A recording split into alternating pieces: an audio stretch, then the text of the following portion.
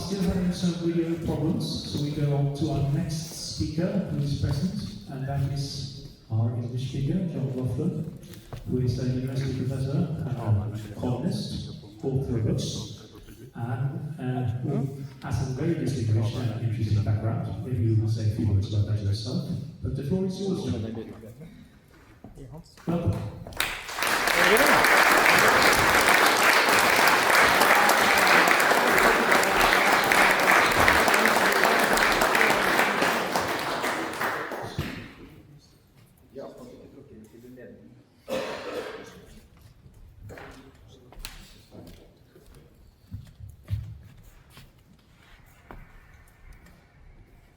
So thank you very much, Odin, for your kind introduction.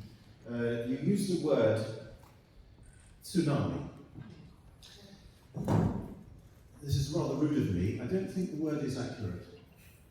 I think the correct word to describe the phenomenon of mass migration is industry. It's an industry. It's an industry because it is a phenomenon which, as the first speaker has just said, affects the whole of Europe on an absolutely colossal scale. It began a quarter of a century ago, I think, on these levels. The kind of figures we're talking about, they've already been mentioned for Sweden. I'm a British citizen. You probably know that in 2023, the number of arrivals into the United Kingdom was 1.3 million in 1 year. This has been going on in Britain. I live in France, but I will say a few words about Britain. At levels of net migration of hundreds of thousands, not 100,000, but hundreds of thousands, 500,000, 600,000. It's been going at that level for a quarter of a century. And that's why I say that we have to understand the problem of migration as an industry. It requires industrial levels of logistics and planning and organisation, not necessarily centralised, to transport what comes to millions of people from Syria to Oslo, from Afghanistan to London, or whatever. Obviously, there are many factors, you all know this: organised crime, but also immigration lobbies, and the famous NGOs, the state, United Nations agencies, and so on. And in my opinion, I'd like to share with you some reflections. I think the only way to stop this, and indeed to encourage the reverse tendency, is to attack this industry at its very basis and to reverse the very things which are causing it. And in that context, I'd like to talk about three issues: economic causes, legal causes and legal things which facilitate mass migration on this industrial scale, and then say a few words briefly about demography. It seems to me that there are at least three economic causes of mass migration, of industrial scale mass migration, which we need to abolish and reverse in order to encourage the opposite movement. The first is surely social benefits, of which housing is probably the most important. I don't know how it works in Oslo or in other Norwegian cities, but in London and Paris, I live in Paris, every new build has to, when a new block of flats is built, I think this is probably the case all over Europe, has to give typically 40 or 50% of its new apartments to social housing.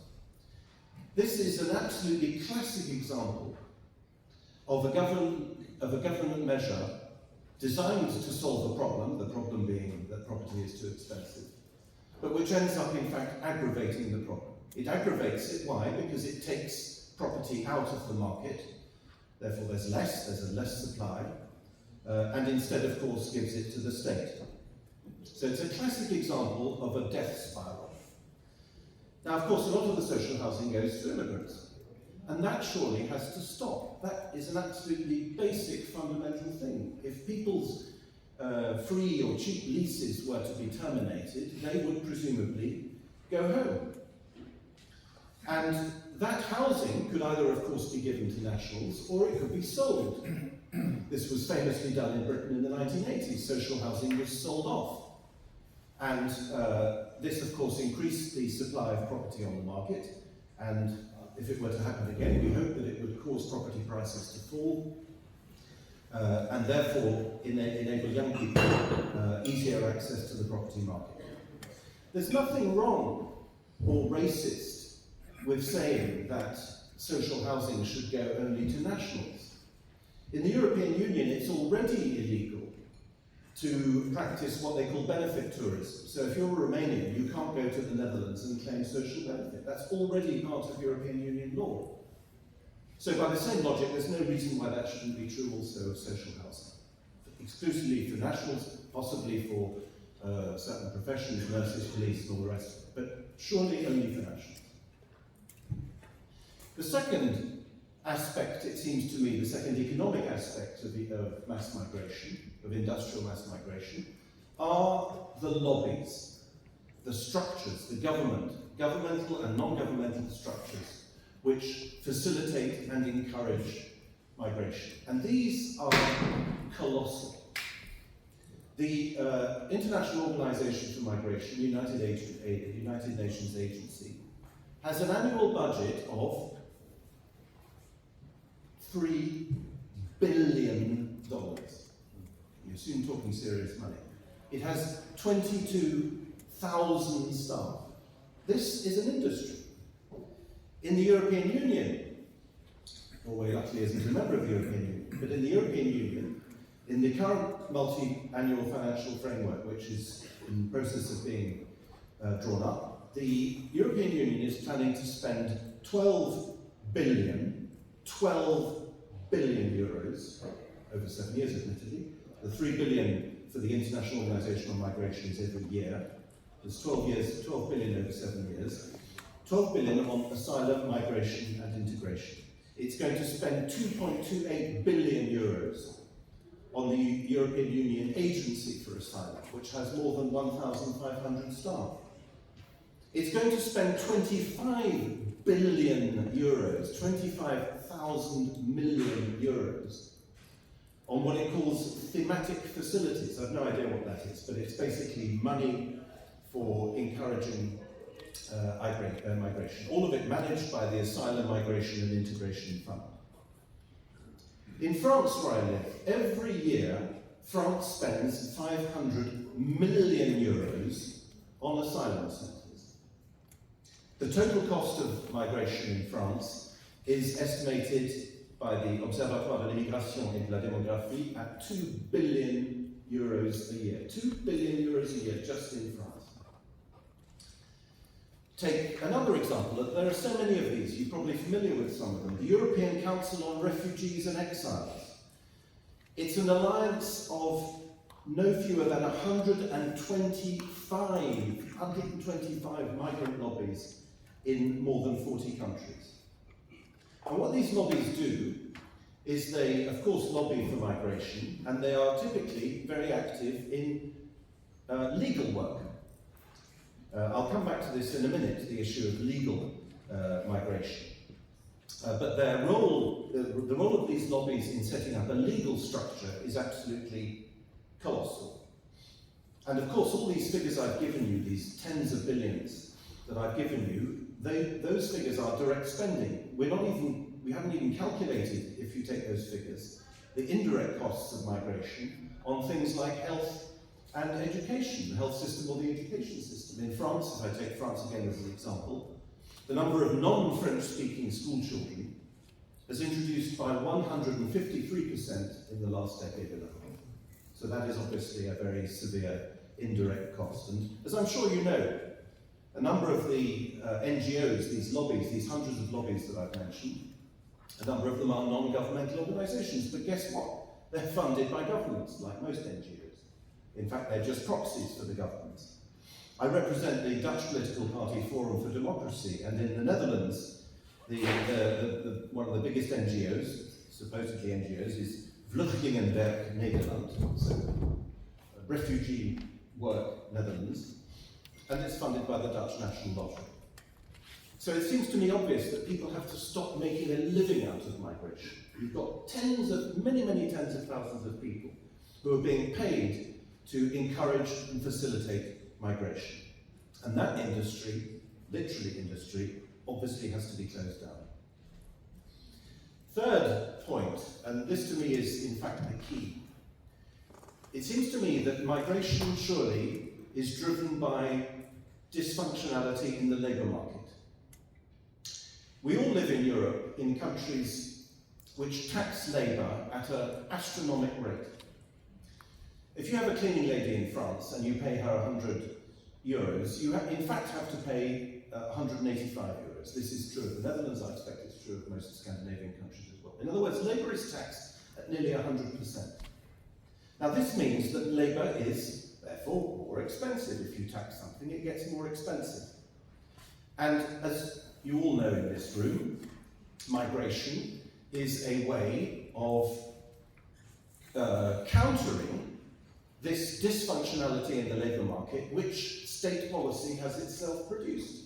State policy creates the problem and then tries to resolve the problem by importing millions of workers from elsewhere. Now, even if these workers don't work necessarily on the black, even if they work legally and therefore are paid the minimum wage, the fact that you have so many people coming into the country obviously takes some pressure, let us say, off the labour market, and that's why the immigration lobby supports it. But this is a doom loop, it's a death spiral, because you are, of course, simply kicking the can down the road. You are creating all these other costs in order to solve the problem which is created, as I say, in the first place, by excessive taxes on labour. And everybody says if you increase in migration, you increase gross domestic product. But that is true only in absolute terms, because there are more people. It's not true in per capita terms. And if we look at the countries of Europe, which have had, Europe is a terribly low growth area generally for all kinds of reasons, also including high taxation.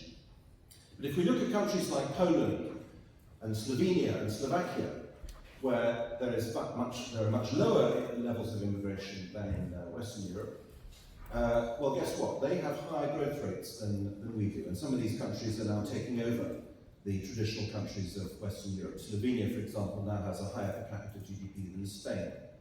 So immigration represents a drag. It's not an economic benefit, it's a drag. There's another issue, and that is monetary policy. All our states are drowning in debt.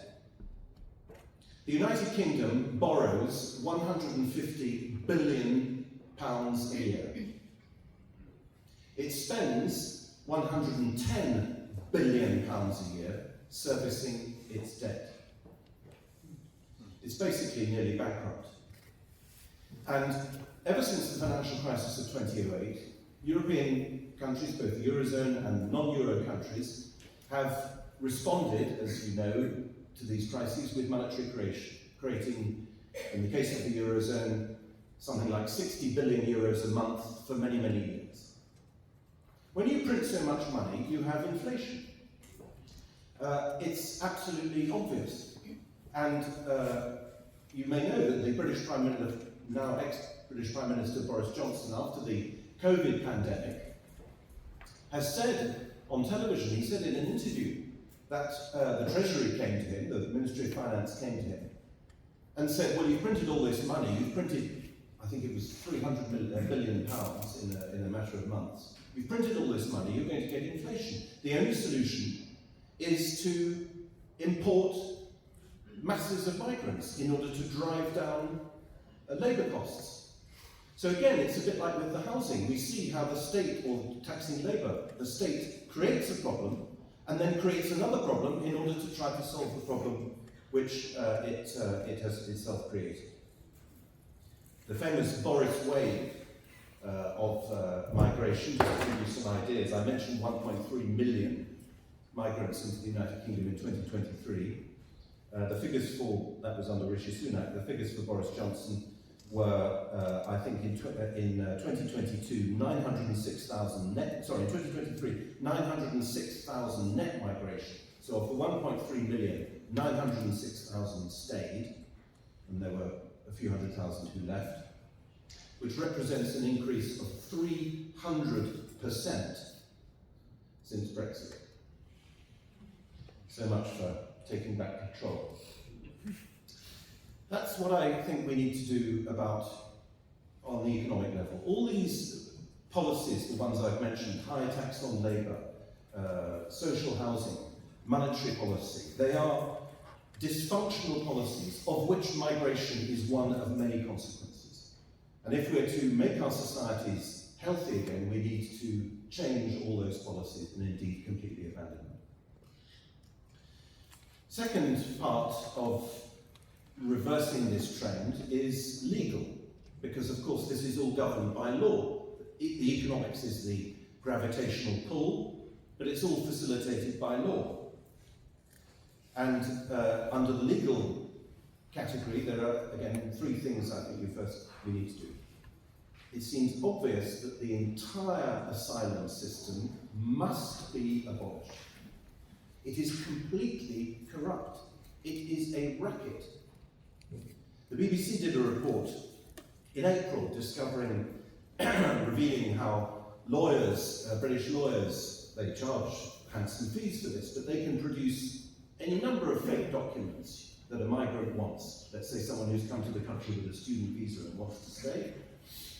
They produce fake documents, they charge several, say £6,000-7,000, and the person gets to stay. Very often, by the way, by pretending that they're gay. It's one of the many abuses of the asylum system. You can say almost anything and you'll be let in. In the Netherlands, they introduced a bureaucratic incentive, to speed up asylum applications. And the incentive was that if the asylum application was too slow, the asylum seeker got money. Well, guess what? This ended up giving €34,000 to each asylum seeker whose application was being dealt with too slowly. They spent €36 million on this in 2024. The Netherlands is a country where asylum seekers arrive at the rate of 1,000 a week. Another abuse in France, but I'm sure it's everywhere, is unaccompanied minors.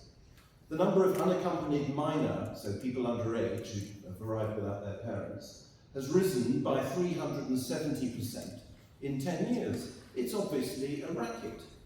It's fraud. So that is the legal framework, if you like, which encourages this gravitational pull. Another dimension of the legal framework is the European Court of Human Rights. You may not know this, but in November of last year, or rather in 2024, the European Court of Human Rights found against Denmark because it was trying to deport an Iraqi drug trafficker. And in cases where the European Court of Human Rights has allowed countries to deport criminals, there are two cases, at least recent ones, where it has created a right of return. It has said in its rulings that if these people are deported, okay, they can be deported, but they have to be allowed to come back. Article 8, right to family life. The European Court of Human Rights, you may know, vetoed Britain's Rwanda plan. The Conservative government planned to send asylum seekers physically to Rwanda and have their asylum applications processed there. That was vetoed by Strasbourg. So it's obvious that in addition to getting rid of the asylum, all the legal conventions and so on asylum, all the structures, it's obvious that countries will have to withdraw from the European Convention on Human Rights, as several political parties in Britain are proposing to do. Second legal element, Schengen. The Schengen Agreement acts as a gravitational pull on migration. If you can land in Lampedusa and go to Stockholm without showing your passport, that obviously creates a massive gravitational force bringing people into Europe. And I know this personally from having visited a Red Cross refugee, asylum or whatever you call it, camp outside Calais in the late 1990s. This camp was set up by the Red Cross because suddenly, within a couple of years after Schengen entering into force in 1995, guess what? People arrived, the ones who wanted to cross the channel all ended up in Calais. There's a direct cause and effect between the Schengen Agreement, which, as you know, abolishes internal frontiers inside the Schengen zone, and immigration. Third legal point, orders to leave the territory. If your visa has expired, you have to leave the territory. In France, there are probably between 700,000 and 1 million people who have received such orders to leave the territory and who stay. It's very obvious that the state needs to establish its authority and make sure that those orders to leave are in fact respected and obeyed. You probably know that yesterday the European Pact on Migration and Asylum entered into force. This Pact on Migration and Asylum, which is yet another legal structure, I'm quoting now, it wants to promote legal pathways for immigration. It wants to develop legal migration. Well, this is another trick. People say, oh, we're against illegal migration, but legal migration, that's a different matter. It's a trick. It's legal to cross a boat in a dinghy, to cross the English Channel in a boat and ask for asylum. That's not illegal. So to divide off so-called legal immigration from illegal is ultimately meaningless.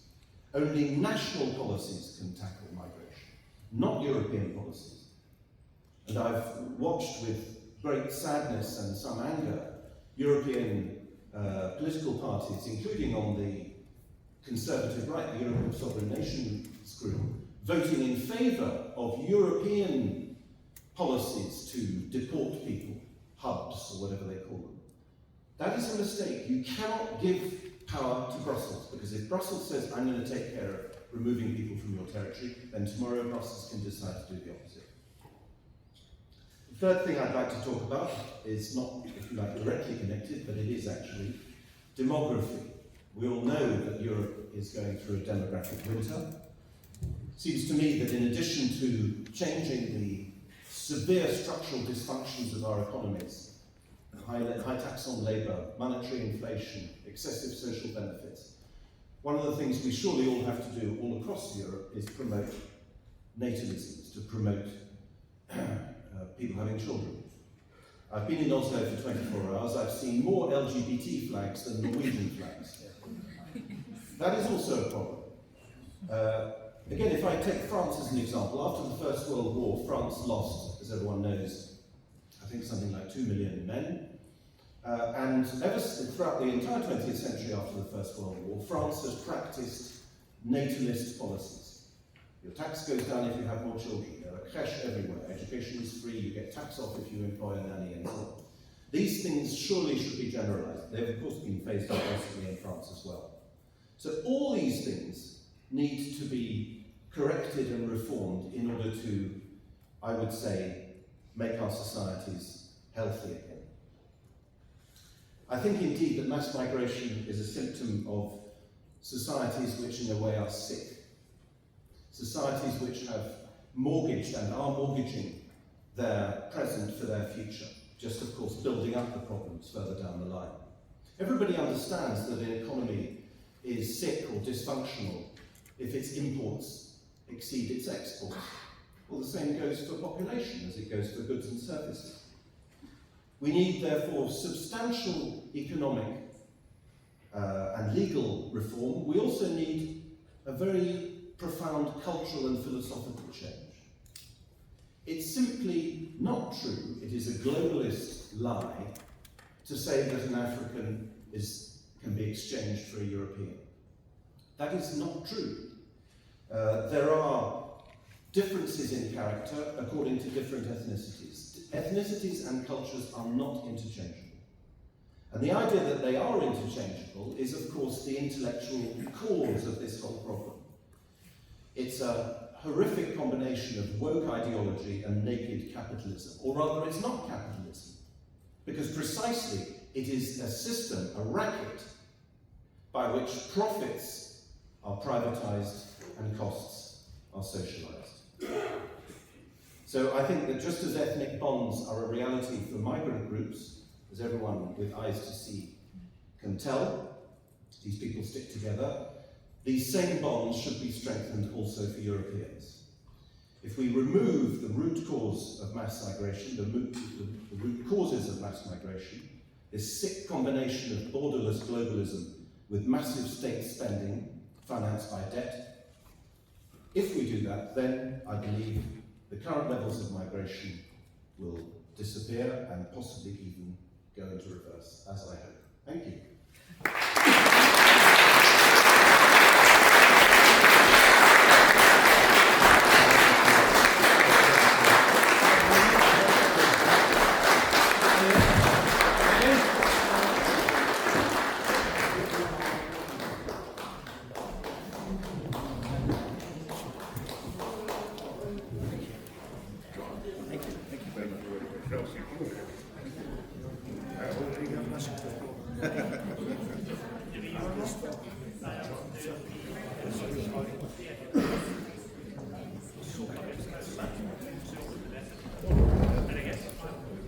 Okay, ladies and gentlemen, we'll have one more speaker before we take a break. And we are still having some technical problems, so we'll do one of the attendees. So we have